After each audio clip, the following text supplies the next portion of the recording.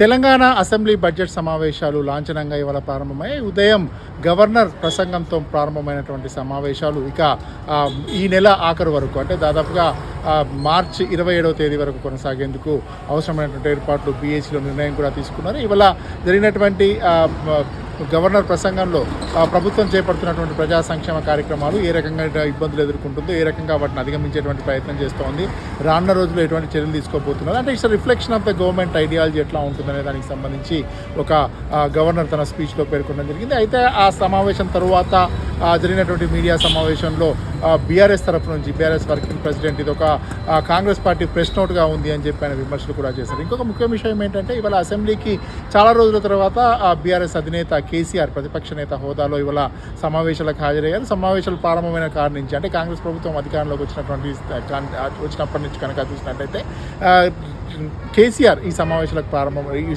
రావడం రెండవసారిగా చెప్పుకోవచ్చు. గతంలో ఒకసారి హాజరయ్యారు, ఈసారి రెండవసారి హాజరయ్యారు. అయితే లాబీలో కాంగ్రెస్ పార్టీ నాయకులు మాట్లాడుతున్నటువంటి మాటలు ఏంటంటే ఈసారి కనుక ఆయన అసెంబ్లీ సమావేశాలకు రాకపోతే శాసనసభ నిబంధనల ప్రకారం పార్లమెంటరీ రూల్స్ అండ్ రెగ్యులేషన్స్ ప్రకారం కేసీఆర్ శాసనసభ సభ్యత్వం రద్దవుతుంది కాబట్టి ఆయన ఆ భయంతో వచ్చారు అనేటువంటి ఒక విమర్శనాస్త్రాలు వ్యంగ్యాస్త్రాలు అయితే కురిపిస్తున్నటువంటి పరిస్థితి ఉంది. మరోవైపు ఇప్పుడు ఇవాళ అటెండ్ అయినటువంటి కేసీఆర్ మరొక రోజు బడ్జెట్ ప్రవేశపెట్టేటువంటి రోజు హాజరవుతారు అని చెప్పి పార్టీ వర్గాలు చెప్తున్నాయి. మొత్తం ఎంటైర్ సమావేశంలో హాజరైతే కనుక ప్రభుత్వం వైపు నుంచి అటు ప్రత్యేకించి ముఖ్యమంత్రి వైపు నుంచి కేసీఆర్ పైన విమర్శనాస్త్రాలు సంధించేటువంటి అవకాశం ఉంది. ఆయన టార్గెట్ చేస్తూ ఆయన టార్గెట్గా కొంచెం ఎక్కువగా అంటే విమర్శలు ఎక్కువగా ఎక్కుపెట్టేటువంటి అవకాశం ఉంటుంది అనేటువంటి ఉద్దేశంతో ఆయన సమావేశాలకు దూరంగా ఉంటుంది అనేటువంటి సర్వత్రా ఒక వ్యక్తమవుతున్నటువంటి అభిప్రాయం. ఇక సమావేశాలు తీర్థనలకు సంబంధించి కనుక మనం చూసినట్లయితే సమావేశాలు ఈ నెల 27వ తేదీ వరకు అంటే 27వ తేదీ చివరి రోజుగా ఉంటుంది. 19వ తేదీన బడ్జెట్ ప్రవేశపెట్టున్నారు. బడ్జెట్లో దాదాపుగా 3,10,000 నుంచి 3,20,000 కోట్ల రూపాయల వరకు ఈ బడ్జెట్ ఎస్టిమేషన్స్ బడ్జెట్ అంచనాలు ఉంటాయని చెప్పి ప్రాథమికంగా మనకు అందుతున్నటువంటి సమాచారం. దీంట్లో కనుక చూసినట్లయితే ట్రిపుల్ సంబంధించి అంతేకాకుండా ప్రభుత్వం యొక్క ఫ్లాగ్షిప్ ప్రోగ్రామ్స్ ఏవైతే ఉంటున్నాయో 6 గ్యారెంటీలకు సంబంధించి ఏ రకంగా ఉన్నాయో 6 గ్యారెంటీలకు సంబంధించి ఈసారి రుణమాఫీ గతంలోనే అయిపోయింది కాబట్టి ఈసారి మిగతా సంక్షేమ పథకాలకు సంబంధించి మహిళలకు 4,000 రూపాయలకు సంబంధించి కానీ నిరుద్యోగ వృత్తికి సంబంధించి కానీ ఇట్లా ప్రాథమ్యాలను బేరీజ్ వేసుకొని ప్రాథమ్యాల ప్రకారం వాటికి కేటాయింపు ఉండేటువంటి అవకాశం ఉంది అని చెప్పి అలాగే ఇంకా పూర్తి కానటువంటి పెండింగ్లో ఉన్నటువంటి ప్రాజెక్టులు ఏవైతే ఉంటాయో ఇరిగేషన్ ప్రాజెక్ట్స్ ఏవైతే ఉంటాయో వాటిని కూడా త్వరితగతిన పూర్తి చేసి రైతులకు వీలైనంత త్వరగా నీళ్ళు ఇవ్వాలి అనేటువంటి ఉద్దేశంతో ప్రభుత్వం ఉన్నటువంటి నేపథ్యంలో వాటిపైన ఎక్కువ కేటాయింపులు ఉండేటువంటి అవకాశం ఉంది అని చెప్పి మనకు ఆర్థిక శాఖకు సంబంధించినటువంటి అధికారుల ద్వారా తెలుస్తున్నటువంటి సమాచారం. అంతేకాకుండా హైదరాబాద్ ఫోర్ట్ సిటీ ఒక ముఖ్యమంత్రి రేవంత్ రెడ్డి ఫోర్ట్ సిటీని ఒక ప్రెస్టీజియస్ ప్రాజెక్టుగా ఆయన చేపట్టేటువంటి ఉద్దేశంతో ఉన్నారు కాబట్టి దానికి కూడా ఫోర్ట్ సిటీకి సంబంధించినటువంటి అలొకేషన్స్ కూడా ఈ బడ్జెట్లో ఉండేటువంటి అవకాశం మనకు స్పష్టంగా కనపడుతుంది. మొత్తం మీద ఏదేమైనప్పటికీ కూడా మొత్తం మీద ఈ సమావేశాలు విపక్షాల మధ్య అటు ప్రభుత్వం మధ్య ఒక వాడివేడి చర్చ జరిగేటువంటి అవకాశం ఉంది. ఇప్పటికే బీఆర్ఎస్ పార్టీ ప్రభుత్వ వ్యతిరేకత పెరుగుతోంది. అన్ని రంగాల్లో ప్రభుత్వం విఫలమైంది.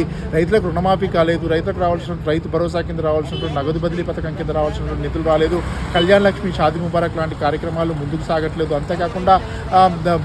అంతేకాకుండా పెన్షన్లు ఏవైతే పెంచుతామని చెప్పారో 4,000 రూపాయల పెన్షన్ ఉందో అది అమలు కావట్లేదు.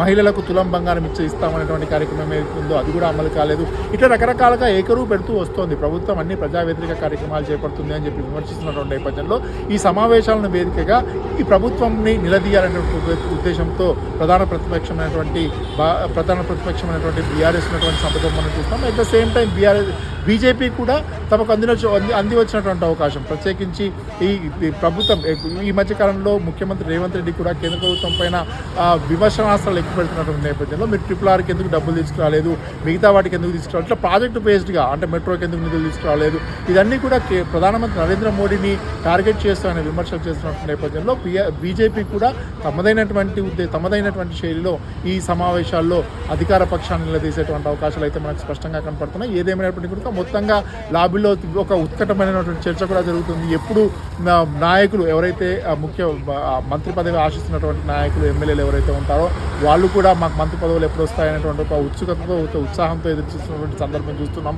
ఎట్ ద సేమ్ టైం ముగ్గురు ఎమ్మెల్సీలు కూడా ఇప్పుడు నేను ఈ ఎమ్మెల్యే కోటా కింద నామినేట్ అయినటువంటి వాళ్ళు ఉన్నారో వాళ్ళకు సంబంధించి రేపు అధికారికంగా వాళ్ళ అభ్యర్థిత్వాన్ని కూడా ఖరారు చేసేటువంటి అవకాశం ఉంది. కాబట్టి మంత్రి పదవులకు సంబంధించి కూడా ఇదొక పీక్ టైంగా భావిస్తున్నటువంటి నేపథ్యంలో దానికి సంబంధించినటువంటి చర్చ కూడా లాబీల్లో జోరుగా సాగుతున్నటువంటి పరిస్థితి అయితే మనం చూస్తున్నాం. ఓవరాల్గా చూసినట్టయితే ఈ సమావేశాలు వాడివేడిగా జరగనున్నాయి. ప్రధాన ప్రతిపక్ష నేత ఎప్పటిలాగే సమావేశాలకు దూరంగా ఉండేటువంటి అవకాశం ఉండేటువంటి పరిస్థితి ఉంది. At the same time BRS party నుంచి అటు కేటీఆర్ కానీ హరీష్ రావు కానీ గతంలో చేపట్టినటువంటి కార్యక్రమాలు ఏ రకంగా ఉన్నాయి, ఇప్పుడు ఏ రకంగా ఉన్నాయనేటువంటి ఒక కంపారిజన్ స్టేట్మెంట్తో వచ్చి ప్రభుత్వాన్ని నిలదీసేటువంటి అవకాశం ఉంటుంది. At the same time BJP కూడా కేంద్ర ప్రభుత్వాన్ని కాంగ్రెస్ పార్టీ ఇరుకున పెడుతున్నటువంటి నేపథ్యంలో వాళ్ళు ఏమి ఇచ్చారు, ఎటువంటి నిధులు కేంద్ర ప్రభుత్వం నుంచి వచ్చాయి, వాళ్ళు ఏ రకంగా ప్రభుత్వ ఖజానాకు కేంద్ర ప్రభుత్వం ఉపయోగపడుతుంది, ఏ రకంగా ఫెయిల్ అయింది, ఇవన్నీ కూడా ఒక రకంగా అన్నీ కూడా ప్రభుత్వం యొక్క చేపడుతున్నటువంటి కార్యక్రమాలపైన విమర్శలు గుప్పించేందుకు విపక్షాలు సిద్ధమవుతున్నటువంటి నేపథ్యంలో అదే స్థాయిలో తిప్పికొట్టాలి, అదే స్థాయిలో మనం జవాబు ఇవ్వాలనే ఉద్దేశంతో ముఖ్యమంత్రి ఉన్నారు. సిఎల్పి సమావేశంలో కూడా క్లియర్గా చెప్పారు, ఖచ్చితంగా ఎదురుదాడి ఉంటుంది, దాన్ని సమర్థవంతంగా ఎదుర్కోవాలని చెప్పి పార్టీకి సంబంధించినటువంటి మంత్రులకు ఎమ్మెల్యేలకు వీళ్ళందరికీ చెప్పినటువంటి నేపథ్యంలో ఖచ్చితంగా ఈ సమావేశాలు వాడివేడిగా జరుగుతాయి.